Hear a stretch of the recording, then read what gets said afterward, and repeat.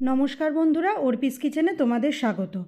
আজকে আমি তোমাদের করে দেখাবো ভিন্ডি মশলা বা ঢেঁড়স দিয়ে পেঁয়াজ দিয়ে একটা রান্না।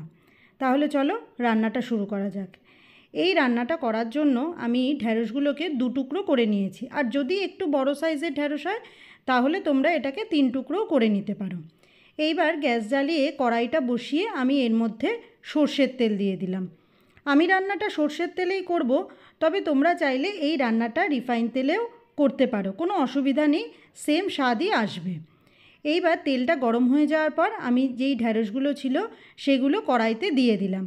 কড়াইতে দিয়ে ঢেঁড়সগুলোকে ভালো করে ভেজে নিতে হবে, আর এমনভাবে ভাজতে হবে যাতে ঢেঁড়সগুলো ভেঙেও না যায়, আবার সুন্দর সেদ্ধও হয়ে যায়। আর এই ঢেঁড়সগুলো ভাজার সময় আমি এর মধ্যে অল্প লবণ দেব না, কিন্তু হলুদ দেব। লবণটা আমি এই ঢেঁড়স ভাজার সময় ইউজ করব না। হলুদটা দিয়ে ভালো করে নাড়াচাড়া করে আমি এটাকে ঢাকা দিয়ে ভাজতে দেব, যাতে ঢেঁড়সটা সুন্দর করে 80% মতো কুক হয়ে যায়। দেখো তোমরা, আমার ঢেঁড়সটা কিন্তু মোটামুটি ভাজা হয়েও গেছে এবং সেদ্ধ হয়ে গেছে। এবার এটাকে আমি তুলে নেব। ঢেঁড়সটা তুলে আমি কড়াইতে আরেকটু তেল দিয়ে নিয়েছি। তেল দেওয়ার পরে এর মধ্যে আমি কালো জিরে ফোড়ন দিলাম। তোমরা চাইলে এর মধ্যে জিরে অথবা 5 ফোড়নও দিতে পারো, তবে আমি আজকে এখানে কালো জিরে ফোড়নটাই ইউজ করেছি। ফোড়নটা যখন আমার হয়ে যাবে ভাজা ভালো করে এবং গন্ধ বেরোতে শুরু করবে একটা সুন্দর, তখন আমি এর মধ্যে দুটো মাঝারি সাইজের পেঁয়াজ কুচি এবং 4-5টা রসুন কুচি এর মধ্যে ভালো করে কুচিয়ে দিয়ে দিয়েছি। রসুন আর পেঁয়াজটা খুব ভালো করে ভেজে নিতে হবে, যাতে পেঁয়াজ আর রসুনের কাঁচা গন্ধটা না থাকে। আর এই পেঁয়াজটা যাতে তাড়াতাড়ি নরম হয়ে যায়, তাই জন্য আমি এর মধ্যে খুব সামান্য পরিমাণে একটু লবণ দিয়ে দিলাম। লবণ দিলে পেঁয়াজটা তাড়াতাড়ি নরম হয় আর ভাজাটাও সুন্দর হয়। দেখো আমার পেঁয়াজটা কিন্তু ভাজা হয়ে গেছে। এবার আমি এর মধ্যে একটা বড় সাইজের টমেটো কুচি করে দিয়ে দিলাম।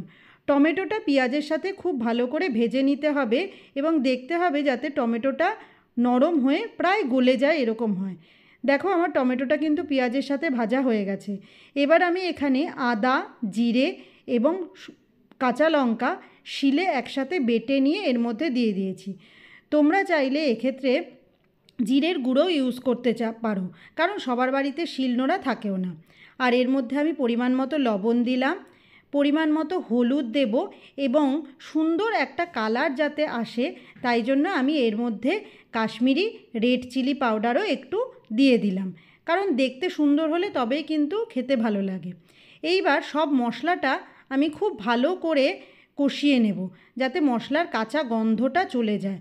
আর মশলাটা ততক্ষণ পর্যন্ত কষাবো যতক্ষণ না সাইডের থেকে তেল ছাড়ে। দেখো আমার অলরেডি সাইডের থেকে কিন্তু তেল ছাড়তে শুরু করে দিয়েছে। এইবার আমি যেই ঢেঁড়সগুলো ভেজে রেখেছিলাম সেগুলো কড়াইতে দিয়ে দিলাম।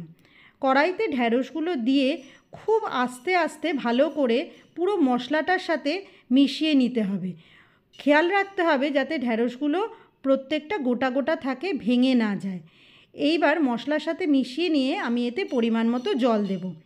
জলও খুব বেশি পরিমাণে লাগবে না, তার কারণ ঢেঁড়সগুলো কিন্তু 80% কুক হওয়া রয়েছে আর ঢেঁড়স তাড়াতাড়ি সেদ্ধ হয়ে যায়। আমি এই পরিমাণ জল দিয়েছি, এর থেকে বেশি আর লাগবে না। এবার আমি একটু ঢাকা দিয়ে দিলাম। আমার রান্নাটা ম্যাক্সিমামটাই হয়ে গেছে, দেখতে পাচ্ছ তোমরা জলটাও শুকিয়ে এসছে। এর মধ্যে আমি এবার উপর থেকে একটু গরম মশলার গুঁড়ো ছড়িয়ে দিলাম। গরম মশলার গুঁড়ো ছড়িয়ে দিয়ে আমি এটা খুব আস্তে আস্তে পুরোটা মিশিয়ে নিচ্ছি, যাতে গরম মশলাটা পুরো রান্নার মধ্যে চারিদিকে মিশে যায়। এইবার পুরোটা যখন মেশানো আমার হয়ে গেল, তখন আমি এটাকে একটা ঢাকনা দিয়ে আবার ঢেকে দেব, যাতে গরম মশলার সেন্টটা থাকে, আর গ্যাসটাও সাথে নিভিয়ে দেব। তাহলে বন্ধুরা, আজকে আমার ভিন্ডি মশলা একদম রেডি। এটা রুটি বা পরোটার সাথে খেতে খুবই ভালো লাগবে। আর আমার রান্নাটা আজকে কেমন লাগলো তোমাদের অবশ্যই আমাকে কমেন্ট করে জানিও। ভালো লাগলে লাইক করে দিও, শেয়ার করে দিও, আর আমার চ্যানেলটাকে সাবস্ক্রাইব করে দিও। আর আমার যারা ফেসবুক ফ্রেন্ড আছো তারা অবশ্যই আমার পেজটাকে ফলো করে দিও। আজ তাহলে আসি, আবার ফিরে আসবো অন্য কোনো দিন নতুন কোনো একটা রেসিপি নিয়ে। টাটা।